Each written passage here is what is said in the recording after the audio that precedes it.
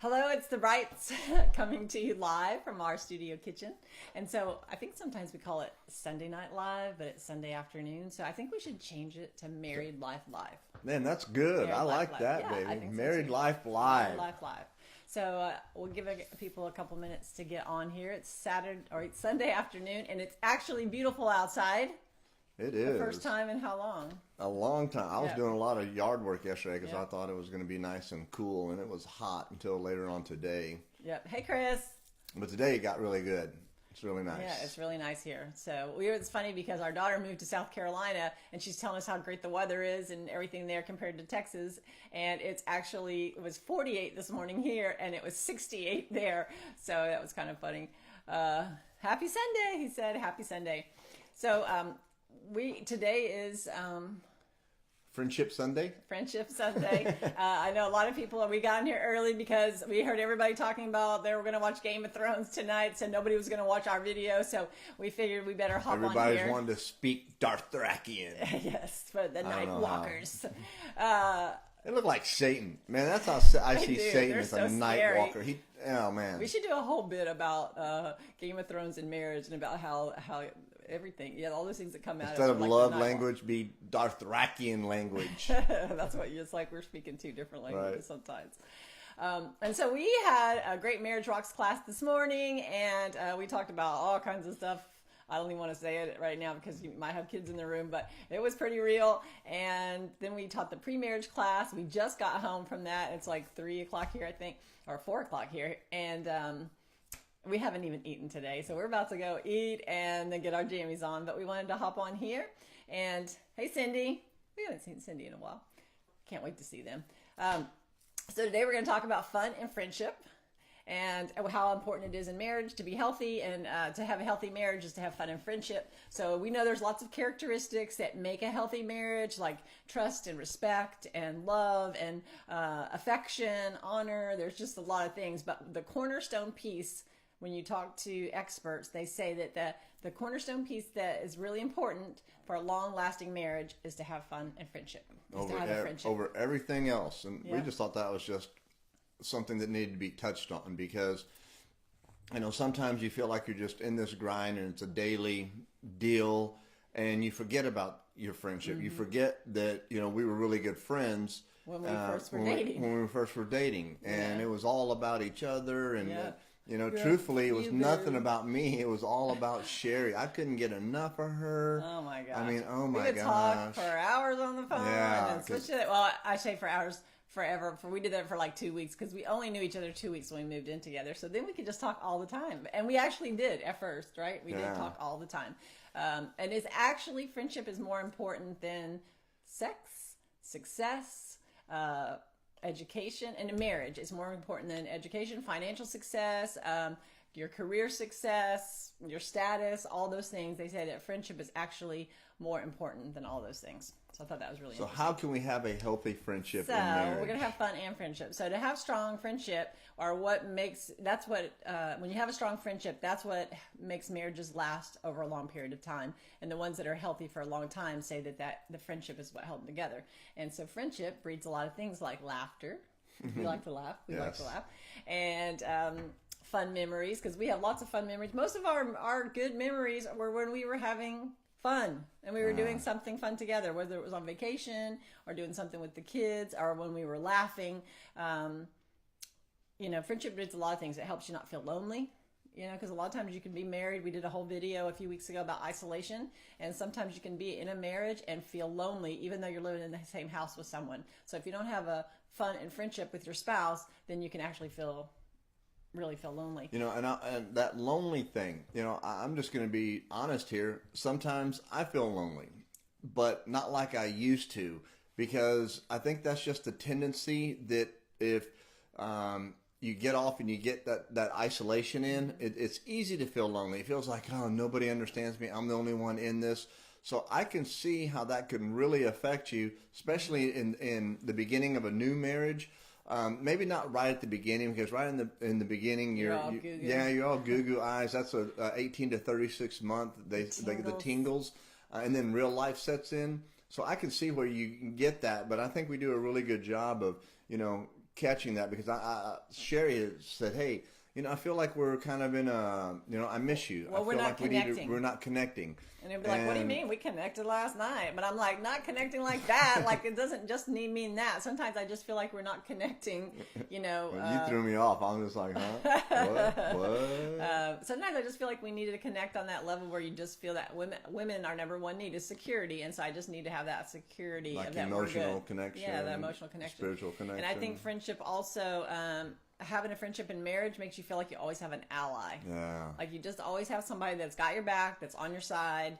I think that's super important because especially in this day and age, we get attacked in every aspect of our life. Out when we're working, there's always something, and there's always an area that we can be attacked in. So it's just nice to come home and have somebody that has your back. Yes. I always say it's so nice to have a soft place to fall. Yeah. Like that's like, even if the world's beating me up or I'm going through issues, I know that when I come home that there's going to be love and peace and acceptance. And whenever there's turmoil at home and you've got to come home to that, man, today we were talking about in the pre-marriage class, like you don't want to open that door because you're like, oh, what's behind door number one? Like you don't even know what you're about to walk into. And we live like that for a long time. So it's nice to have a soft place to fall. And it also makes your communication so much easier. When we're feeling like we're friends and we have a solid friendship, it's so much easier to talk. It's just easier to communicate. It's easier to talk about tough subjects too. Man, that's a good point, baby. That's a real good point because you can. I mean, when I realize that my wife is my helpmate and that she sees things that I don't see, and it takes time to get this. This is a process that we have to go through. And I can't say that I enjoyed the beginning of it, but I would go through it all over again to be right where we are right now. And I realized that we had to go through those things that were uncomfortable, and that when the friendship was there and it wasn't there, and it was there and it wasn't there. And now I feel that we have a pretty solid friendship, and I'm thankful for that. Well, you have that when you have a friendship it just lets you know that you've got that this person is going to like me no matter what. Like even at my worst, he still likes me. And that's what a real friend is. A friend that likes you, flaws and all. And I like that about that. Also, when the beauty starts to fade as we get older, and hasn't happened yet. Physical, because we have good lighting, okay? I have a really cute shirt on too, just so y'all see. It has a really pretty sleeve. There you are rocking that shirt. It looked really cute today. So when beauty fades, or when your physical ability starts to wane, maybe as you get older, or your sex drive starts to take a dive, maybe as you get older, friendship is the thing that's going to hold it all together. That's going to be the thing when all those other stuff, fade off into the distance or into the sunset. You're going to have a friendship. And we talked about it before, being empty nesters. Now we're officially empty nesters this month. It's so good that we have a friendship. Otherwise, I could see where this could really tank. If we didn't have, I know I'm moving the table. Y'all can always tell. What else? Next thing is experts always say that in marriage, when you have a lot of shoulder to shoulder things, like we talk about the marriage dance. I don't even know who said that. I think Sean and Lynette probably said marriage dance the first time, or we've heard that a lot. Is when you're going through life, you're going through marriage, you're doing all the things, you're paying your bills, you're taking care of the kids, you're doing all these things that going to work. seem. This is what marriage is all about. Taking care of your family. Right. You're like, we're rocking it. We're shoulder to shoulder. You might even be talking all the time. And you're shoulder to shoulder doing things. But people that don't have face-to-face friendship and only have the shoulder to shoulder, those marriages are the ones that tend to fail over time. So we got to have that face-to-face, which is that different fun thing. I think the face-to-face is when we're actually just doing stuff together. And I remember there were so many things that we have done together that I did not want to do. I didn't want to be a part of it. I didn't want to take comedy classes. I didn't want to take improv classes. I didn't want to go to church. We're going to talk about that. So, okay, so the number one thing is shared interests, is to find shared interests. And it's great to be able to go talk and sit face to face and sip coffee and all that and talk, but also to find things that you like to do together.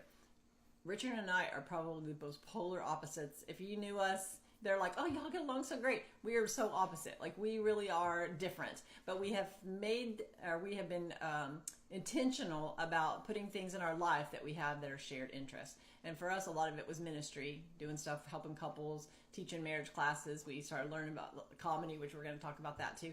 And what did you used to do when you first were dating? Get back to that. Some people need to get back to. Okay, that. well, we were doing a lot of drugs and cocaine and drinking, so we're not. So we're not that's going not back what I to meant. that. We're That's not going back to that. But meant. for us, it doesn't count. You know. So we had to find new things. So you got to have shared interests. What did you used to do, or maybe finding new things that you can do together. Another one is important in marriage is to have for friendship is equality, is to where you feel equally equal.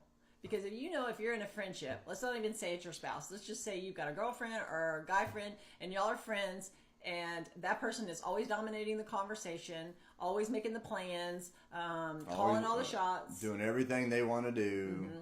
That friendship doesn't last very long because the other person feels like they're being used or, you feel like you're being used. And so if you can find things that where you are have equality, where you're equally equal, where each of you are putting in where do you want to go? What do you want to do? And y'all are both in on it. What do we always say? Complete agreement on it.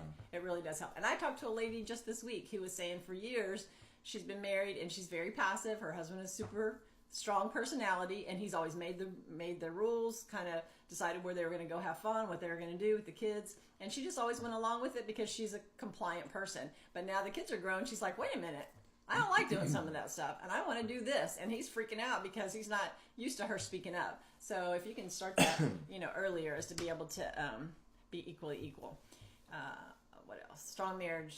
That means that you have equal. Do you feel equal? Mm-hmm. I feel equal. We didn't used to be. Richard used to run. What do they call it when they run something on people? Run. Game. I don't know. He used to run game on me. I guess that's the word. I don't know. But he used to run me over because his personality is super strong. People only see the sweet part of Richard and see the extrovert part of him, but he's also a really strong personality. So straight vodka. I was like, it is? Like, where did we get it? It's water, y'all. I'm like, I haven't even eaten today. No wonder I feel so dizzy. Man, it's just water. It's getting to me. And sorry if my brain is kind of, because we have not eaten today, so it's like I don't know if they're all connecting inside. Or not connecting. So what were we just talking about? But Richard would run me over. Like, he would just be so strong, and whatever he wanted to do, whatever he wanted. And I'm a strong personality too, and I like to take charge, but somehow he would manipulate it to where, so then I'd have to be this really militant person and come across as you'd have to reel it back in. They did not like me because I would come across so strong, but because I felt like he was running me over, like I had to rise up to be able to do it. So we've had to learn that over time, where Richard had to step it down some, and then I had to step down being like that. He stepped down, then I was able to kind of be who I normally am, which is an extrovert. Right, we can't always. Somebody can't always be elevated, and the other person here, and then or vice versa. I mean, we really have to work on being equal and having balance in everything that we do. It can't always be my way. It can't always be Sherry's way. And we know couples that one person is such a strong personality, or they talk like all the time, and like the other person never. They just sit there and blink, blink, blink, trying to keep their eyes open, and that's not equal. That's not a good friendship. And in marriage, we need that. We need to feel. And how do you know that if it's equal? Is you got to talk about it. How do you feel? I promise you, your spouse will talk to you and tell you, do you feel equal in this relationship? Do you feel like, one time they asked a question in our marriage class, who's the more dominant one? And we fought over, remember? Yeah, who was the more dominant? And then we even asked, because Pastor Jimmy Evans takes it a whole step further. He goes, hey, raise your hand. Like, he'll be doing a huge convention with thousands of people there, and says, raise your hand if you were raised in where one parent was more dominant over the other. And, 70% of the hands go up, and that's just the way it is. And he goes, now then, by a same showing of hands, how many of you see that affected their relationship and the family in a negative way? And about 70% of the hands went back up. So we want to make sure that somebody's just not dominating in a marriage, because marriage is not about dominance, because dominance is not an act of love. Right. We got to be equally equal. Right. Am I really tall again? No, I'm probably just hunched over. Okay. So another aspect is of a friendship, a good friendship is compassion and encouragement. You know, are you guys being compassionate with each other? Are you encouraging one another? We went through a really bad season for several years that we were not encouraging each other. We were definitely not had any compassion. I had to ask myself, or I heard someone say, "Are you a joy to be married to?" And I am. Yes. I had to ask myself that question: am I a joy to be married to? And I thought, man, part of it is I don't feel like I wasn't getting compassion and encouragement from him, but I also wasn't giving it out to him. And yeah, she was like, compassion. Of course I showed him compassion. He's still alive, right? He's living. He's breathing, ain't he? But we have to have, whenever we changed that was probably one of the most important things we changed, I think, in our marriage for things to get to on a better, to be friendship. It was whenever we started being compassionate with one another, when we had empathy with one another, when we started to hear each other's heart, and we started to encourage each other. And even if we didn't see it in the natural, we didn't see the fruit yet of things, we just kept encouraging and believing and trusting God and being compassionate and just doing the right thing on our part, because I couldn't change him, he couldn't change me. But whenever we started doing that, then he started to rise up, and then I started to rise up, and I started not being such a mean person, and he started being a little softer. And I just think it's funny how that works, because marriage is about two unselfish people getting together, or marriage is about two unselfish people being together and living unselfishly and living for the other person. And that was just something that I couldn't even comprehend, because I just thought marriage was all about me and everything was going to make me happy. This is what needs to happen in my marriage for me to be happy. And she would be this, well, this is what needs to happen in my marriage for me to be happy. I remember snapping my finger telling him, let me tell you how to calculate the cabbage. Well, the way she wants it doesn't sound good the way to me, and the way I want it doesn't sound good to her. So we just tend to rub, and we just continue to rub and rub and rub, and isolation sets in. And we've talked in the video about isolation and what it does. So what do we do to combat that? And being friends and truly working at our friendship, because I remember telling myself, I don't want to be this person anymore. I want to be a better friend. How do I do this? How can I become a better friend? You just can't will it on yourself overnight. This is just something that's a process. And, you have to get around other people, other married people that are doing good, and seeing what they do and kind of incorporating and adopting those habits. Well, I think when we got friends that were more compassionate with each other and they were sweet to one another and we saw them encouraging one another, it would make us feel really bad. Like we would go home like we suck. Like, we're just not, because we're just both so, So we started here, even last weekend, our friends Dave and Ashley Willis that wrote Naked Marriage, they were here, and they are so sweet together. They're like just so, it just makes you go right back to marriage school. Like, okay, I'm going back to 101. Like, oh my gosh, we suck. Again, we're like, oh man, they're the experts, because they're just so kind and loving. And they're just so sweet. So considerate with each other. We know that we're not wired to be super sweet, but we do need to be intentional about being kind, compassionate, and encouraging each other. And then the other component is forgiveness. Whenever you become compassionate and encourage your spouse, it's easier to forgive, because now that person's being sweeter to me, he's more kind to me and loving to me, I'm doing the same to him. Now we can forgive because in marriage we are going to disappoint each other. We're going to disappoint each other whether we want to disappoint each other or not, like whether we're trying to intentionally hurt someone or just life. We didn't put the lid back on something, or we put some crumbs in the butter. That'd be... Yeah, we all... I'm a crumb in the butter, and it doesn't bother me. Hey, it's going to be gone, believe it or not. And that freaks me out. It's just like, it's not clean. And don't cut it at an angle. No, cut it straight. And do not scrape the top of the butter. My gosh. How many butter top scrapers do we have? No. Better cut it nice. Crumbs. No. Yes. You gotta have it. I like things nice. So these are the things we do. These are the little things all day that we drive each other crazy, but we have to forgive one another. And so then when we forgive each other on the smaller things, and we have that compassion, that encouragement, when the bigger things come, because we've had some big forgiveness that we've had to do in our marriage, but when we get to that point to where we can have that forgiveness, then our friendship grow. I don't know. You know what? And it's not always about something big happening that needs forgiveness and friendship, but sometimes it's just life that happens. Death of parents, death of friends, death, losing money. There's different things that can happen in your marriage. It's life. That's just life. And that we have to have that friendship, that we're able to go to each other and be able to talk to one another and be able to encourage each other. And, you know, I hear it all the time that in the Christian walk, not everybody's down at the same time. That when one person's down, the other person is up. And we can help each other. You know, if somebody's going to encourage my wife and give her the atta girls and all that, I surely want it to be me. I don't want it to be another man that is just like, man, I see how hard you work, man. You're such an amazing. I don't want to hear somebody else edifying her when that's my job. You know. Yeah. Or I wouldn't treat you the way they treat you. Oh my gosh. Not kind to you. So we've got to have that. Well, I guess we were talking about forgiveness, but to have that forgiveness, because they said one of the number one things of components of a healthy marriage is the willingness to forgive. We have to be able to, and so I know how I was like, I do not want to forgive him because he has not earned it. But, how many times have we forgiven our friends when they've messed up? Right. Oh my gosh. Yeah. What do you mean? Like when you just said that the forgiveness. We'll forgive friends easily. who hurt us over and over and over and over and over and I didn't mean it. I'm just. You get over it. And you get over it. You don't take it, but then your spouse does it, and you're just like offended and hurt, and just everything is touchy. And there's something else I'm gonna say about that too. That was really important too. Oh, I was gonna. Our pastor always talks about treating our spouse like china, fine china, and we tend to treat them a lot of times like paper plates because we get used to them and we take them for granted. And so we'll treat a stranger in a restaurant. They'll walk up and you'll be so sweet and you're talking to him and you're all smiling, and your husband, you're like, and you got attitude. So we've got to flip flop that. We need to, when we're having that compassion and encouragement, that's what I was going to say back then, is that we need to remember to treat our spouse like fine china and not like paper plates.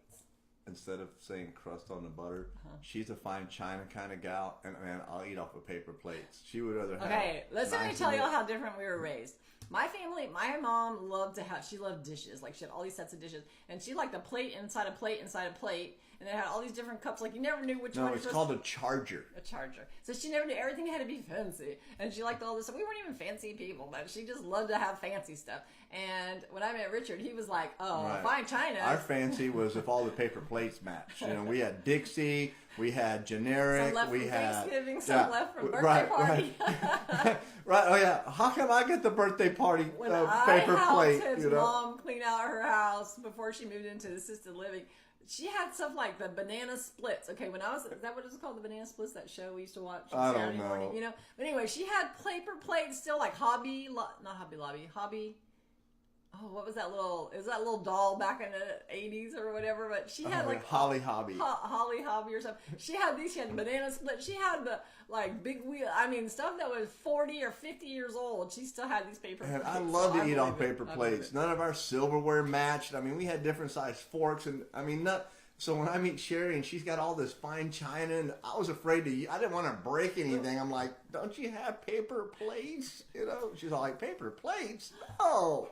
But we did have paper plates. I'm married up, y'all. I'm married up. When the kids were growing up, we got good paper plates. I just don't like cruddy paper plates. Good paper plates. I don't like those crappy ones. You gotta put like 6 of them. And it falls? Yeah, right. No, I like good ones. But we did do that with the kids. But now we're back to real nice plates because it's just us, and I'm like, we've got them, we're using them. That's right. So that was all about friendship. So fun and friendship is the topic. The other thing is to have fun is 3 things. One is is it frequent? How often should you be having fun with your spouse? So that's something you guys should talk about. Are you being fulfilled in that area? Are you feeling like we're having fun, or do you feel like it's been a while since we're having fun? Like we have fun a lot because we are intentional about having fun a lot. Can we have too much fun? I don't know. Can you? I don't think you can. Would we be ignoring other things that could be happening if we're just trying to have fun all the time? I guess you could be with someone that likes to have fun all the time, and then they don't make it. Hey, you two are awesome. Hey, Eric. Hey, you and Richard are having lunch tomorrow, I think. What were you saying? You can have too much fun. Oh, yeah. And especially if you have 2 people. I almost said, can you have too much lunch? I'm like, I don't think so. Too much, or both are extroverts, you could have too much fun because then you're like maybe neglecting. I see what you're saying. Neglecting like the kids or the bills or. Neglecting the kids. Those little people that are running around the house, that's what we're talking about. So frequent, how often, discuss that. How often you want to have fun. Another thing is FUN, so frequent, and then U is unstructured, which is super hard for us to have unstructured fun because we are type A's. We like to, when we're getting our list done, we are just like yesterday. It was fun. We had a fun day. You know what we did? He worked in the yard, and he cut down. I mean, when I say he worked in the yard, he cut down, but it looks like he cut the whole neighborhood. I'm ready to go to the Amazon now. Give me a machete. He got a new chainsaw. So all the trees, and we have a big trash pickup coming this week. So it looks like you can't even see our house. There's so much trash out there from all the trees and all the stuff that he cut down. And so I'm inside organizing, and I'm putting little things on my jewelry box, so my necklaces and my earrings are all, and I can't even tell y'all. What a good day. And it was such a good day for us. We were like, oh, we had so much fun. We had a day to ourselves, and we got to work on stuff. So when you're type A's, it's super hard to be unstructured. But Brene Brown talks about that a lot, how important that is to our mental health, is to have unstructured fun, to sometimes just be chilling. You know, that doesn't mean just exhausted at the end of the day on the couch. But like for us, our unstructured fun is just laying in the bed with the remote control, putting on, like, just getting in the bed. And watching This Is Us. We just started watching that. Oh my gosh. I don't know how we missed it all these years. But we love to just binge watch TV. And so that's our thing. It's like, hurry up, get everything done so we can get in bed and watch our show. So that's part of the unstructured fun.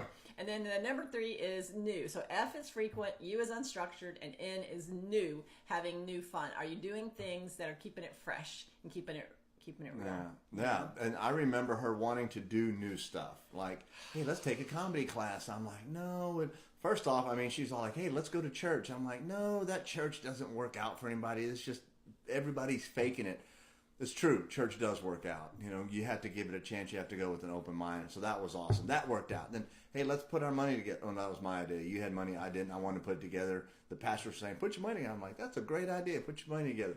But we did, and that worked out. And then I look back now of all the things that she wanted to do to have fun that I didn't want to do, turned out to be a blast. And we actually had a lot of fun and a lot of joy. But you know what? It was getting out of that comfort zone. And you hear people say, get out of that comfort zone. Yeah. Because when everything is just, you know, cookie cutter in a box, and you know, I don't want to do anything mundane. You know, yeah. And I was so afraid because I'd been married twice before. I did not want to get to a point to where we took each other for granted. I wanted to keep it real and fresh and fun, and not like we're running around having fun all the time. But I just wanted to do. I saw how marriages can get in a rut. And like 9 years ago, we went and took a comedy class. Like we went to a thing. Well, he didn't even know we were going to do it because I mentioned it and he didn't want to do it. So I just signed us up. And he didn't want to go, complain. So we went anyway because I paid for it. No, it wasn't. It was $250.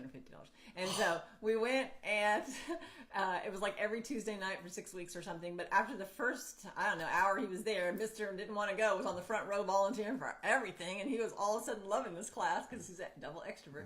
So we went, and we learned, and we just went because we were teaching marriage classes, and we wanted to learn some tips about timing. So we went, and it changed our lives. It gave us a whole career. So just that one thing we did different and new, God can use that and turn it into be something like, you know, that was just to have fun. So have fun. We met a couple the other night. They are probably our age, you know. Professional dancers. But that's not for a living. No. Like they have jobs, but they treat their dancing and their fun like they're professional dancers. Every Saturday night they go to Wild West or something.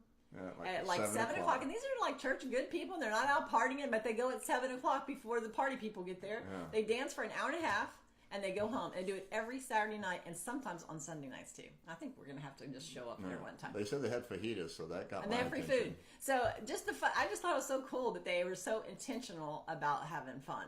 So just new things. And if you don't know what new things to do, we have the internet. It's a new invention. All you gotta do is Google fun things to do in Houston, fun things to do wherever your city is, what are things to do on a date night, fun things to do, and do something new and different. Go take a dance class. We took a sushi class like a couple years ago. It was so cool. We love sushi, so we learned to make our own. Did we really make it at home after that? A little bit, a couple times, yeah. You're really better about it, but just those things of stepping out of our comfort zone. So I think it's super important. So to have friendship, I'm going to just kind of go real quick, is compassion and encouragement. We said forgiveness. Mm-hmm. What was the other thing? You remember? No. I guess I should write it down. Hold on, I did. Equality, that was the other thing. Yeah. Is to feel equal, have compassion and encouragement, and then forgiveness. And then the fun part is frequent, unstructured, and new. Those are the FUNs. All right, so I know you guys are all getting geared up to go watch Game of Thrones tonight. Winter is coming.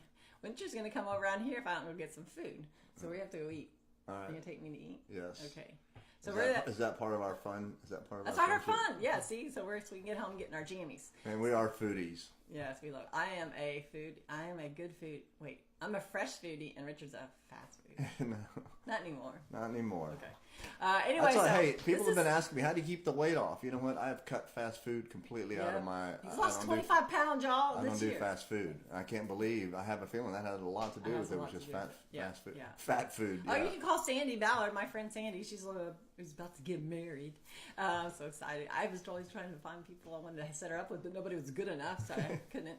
But she found her. I love it. She said she's a personal trainer, and she said soulmate to soulmates. Isn't that cute? Soulmates, because they're soulmates. So they do something fun, and look at she found a husband. So hey, that's all I'm saying. She went and she was became a bodybuilder. That's it. That's good. Y'all, we're putting all these videos on YouTube, even though y'all are watching them on Facebook, which we appreciate. Last week we had 2,200 views. That's so great. We're putting them on YouTube just in case someone doesn't go on Facebook. And what else? That's it. We love y'all. We pray for y'all. Yes, we pray every morning for you guys and for whoever's watching. If you have any ideas that you want us to talk about, send us a message.